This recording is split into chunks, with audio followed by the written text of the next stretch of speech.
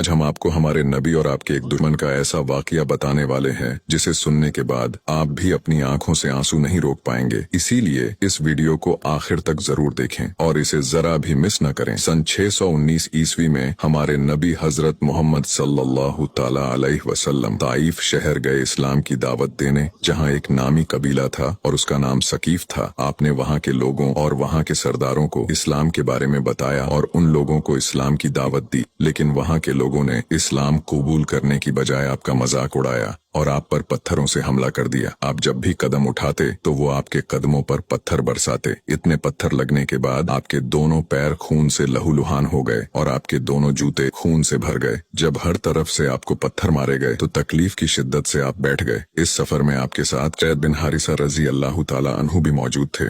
जब लोग आप पर पत्थर बरसा रहे थे तब ज़ैद बिन हारिसा आपको पत्थरों से बचाने के लिए खुद को उन पत्थरों के आगे कर रहे थे ताकि आपको उन पत्थरों से बचा सके जिस वजह से वो भी खून से लहूलुहान हो गए। लेकिन इसके बावजूद भी उन्होंने अपने आप की बिल्कुल भी फिक्र नहीं की और आपको ऐसी हालत में देखकर उन्होंने आपको अपने कंधे पर उठाया और दौड़ पड़े। दौड़ते दौड़ते जब आपको कोई आसरा नजर नहीं आया तो वो नबी सल्लल्लाहु अलैहि वसल्लम को लेकर एक बाग में घुस गए और आपको एक अंगूर की बेल के नीचे लिटा दिया। वो बाग उतबा बिन रबिया का था जो आप सल्लल्लाहु अलैहि वसल्लम का सबसे बड़ा दुश्मन था। जब ज़ैद बिन हारिसा ने आपको उस दुश्मन के बाग में एक बेल के नीचे लिटाया तभी वहाँ उतबा बिन रबिया आ गया, मगर जब उसने हमारे नबी को इस हालत में देखा तो उसका दिल भी भर आया। वो आप सल्लल्लाहु अलैहि वसल्लम का दुश्मन था। इसके बावजूद जब उसने आपको ऐसी हालत में देखा तो अफसोस के साथ कहने लगा कि ये ताइफ वालों ने मोहम्मद का क्या हाल कर दिया। मेरे नबी का ताइफ वालों ने ऐसा हाल कर दिया था कि दुश्मन को भी रहम आ गया और आपको ऐसी हालत में देखकर वो दौड़ते हुए गया और एक प्लेट में अंगूर भरकर अपने नौकर के पास दी और कहने लगा कि ये अंगूर जाकर अल्लाह के नबी को दे दो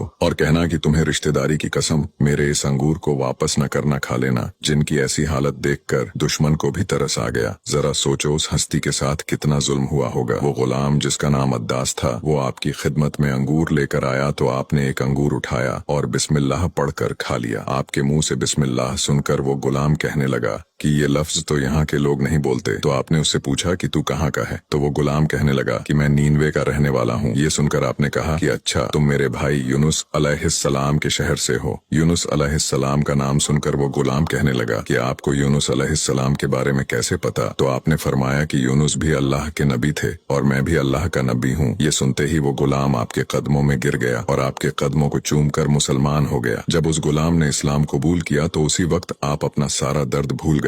उसके बाद आपने अल्लाह की बारगाह में ऐसी दुआ की कि सातों आसमान लरज गए और अर्श कांप उठा। तभी फौरन हजरत जिब्राइल अलैहिस्सलाम आपकी खिदमत में हाजिर हुए और कहने लगे कि ऐ अल्लाह के महबूब, हुक्म फरमाए, मैं अभी 2 पहाड़ उठाकर ताइफ शहर पर पटक दूंगा। इसमें अल्लाह की मर्जी भी शामिल है, बस आप हाँ कर दीजिए। लेकिन मेरे नबी जो पूरी दुनिया के लिए रहमत बनाकर भेजे गए थे, जो पूरी कायनात के लिए रहमत बनाकर भेजे गए थे, उन्होंने फरमाया कि ऐ जिब्राइल, नहीं, ये लोग न सही, इनकी नस्ल में ही कोई ईमान ले आए। ऐ जिब्राइल, मैं अजाब दिलाने नहीं आया, मैं तो रहमत बनकर आया हूँ। सुबहान अल्लाह, जिन लोगों ने मेरे नबी पर पत्थर बरसाए, आपको पत्थरों से लहूलुहान किया, आप उनके बारे में भी बुरा नहीं सोच सकते। बेशक ऐसी हस्ती की शान का अंदाजा कोई नहीं लगा सकता। या रसूल अल्लाह, हमारी जाने